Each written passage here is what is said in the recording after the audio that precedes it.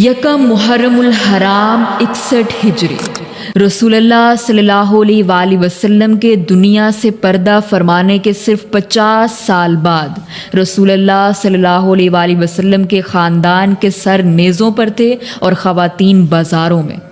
آخر کیوں؟ آج کچھ لوگوں کو لگتا ہے کہ یہ صرف ایک خاندانی اختلاف تھا یا سیاست تھی۔ نہیں، یہ ایک پورے نظام کی تباہی تھی۔ It was a system collapse. So let's talk about this brutal reality. سب سے پہلے یہ بات سمجھ لیں کہ اسلام وداؤٹ اسٹیٹ پاور یتیم ہے۔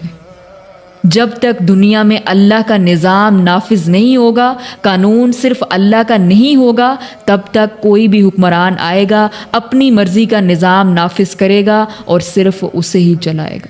کربلا کوئی اچانک پیش آنے والا حادثہ نہیں تھا۔ کربلا اس نظام کا نتیجہ تھا جو دین کو چھوڑ کر ایبسولوٹ پاور، طاقت کے پیچھے بھاگ رہا تھا۔ اور دیکھیں، قرآن میں اللہ سبحانہ و تعالیٰ نے پہلے انبیاء کے قصے بیان کیے اور ہر نبی کی غلطی بھی بتائی۔ حضرت آدم علیہ السلام سے غلطی ہوئی تو اللہ سبحانہ و تعالیٰ نے قرآن میں اسے مینشن کیا۔ تو کیا حضرت آدم علیہ السلام سے ہونے والی غلطی کی وجہ سے ہم ان کا مقام کم کر دیتے ہیں؟ نہیں۔ حضرت نوح علیہ السلام کے بارے میں بیان کیا، ان کی غلطی کو بیان کیا۔ حضرت ابراہیم علیہ السلام کی غلطی کو بیان کیا، صحابہ کرام رضی اللہ عنہم کی غلطیاں بھی بیان کی۔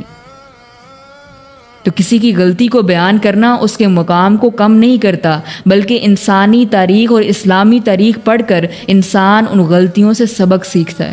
خلافت راشدہ کے پہلے دو دور، حضرت ابوبکر صدیق رضی اللہ عنہ کا اور حضرت عمر رضی اللہ عنہ کا دور بہت مضبوط دور تھا، کیونکہ سخت قوانین تھے اور نظام مضبوط تھا۔ ایسا نہیں ہے کہ ان کو کسی قسم کے کوئی مسائل پیش نہیں آئے، ان کو بھی مسائل پیش آئے، لیکن حضرت عمر رضی اللہ عنہ کی شہادت کے بعد فتنوں کا دروازہ کھل گیا اور باقی کے دو خلفاء کو ان کی نسبت بہت زیادہ مسائل دیکھنے کو ملے۔ حضرت عثمان رضی اللہ عنہ کے دور میں ان کی نرمی اور رحم دلی کا فائدہ اٹھا کر فتنہ پرست اور ان کے بعض رشتہ دار گورنرز نے نظام کا غلط استعمال کیا، جس سے نیپوٹزم اور باقی خرابیوں نے جنم لیا۔ اور حضرت عثمان رضی اللہ عنہ کی شہادت کے بعد مسلمان ہر طرح سے دو گروہ میں تقسیم ہو گئے۔ ایک طرف حضرت علی رضی اللہ عنہ حق پر کھڑے تھے اور دوسری طرف حضرت امیر معاویہ رضی اللہ عنہ طاقت کی سیاست کر رہے تھے۔ اور اس سب کے نتیجے میں مسلمانوں کو جنگ جمل اور جنگ صفین کا سامنا کرنا پڑا۔ حضرت علی رضی اللہ عنہ کی شہادت کے بعد حضرت حسن رضی اللہ عنہ نے مزید خون ریزی روکنے کے لیے حضرت امیر معاویہ رضی اللہ عنہ سے صلح کی، اور حضرت امیر معاویہ رضی اللہ عنہ کے 20 سال کے دور کے بعد اصلی تباہی تب ہوئی جب حضرت امیر معاویہ رضی اللہ عنہ نے عوام کی رائے اور ڈیموکریٹک بیعت کو سائیڈ پر رکھتے ہوئے اپنے بیٹے یزید کو تخت پر بٹھا دیا۔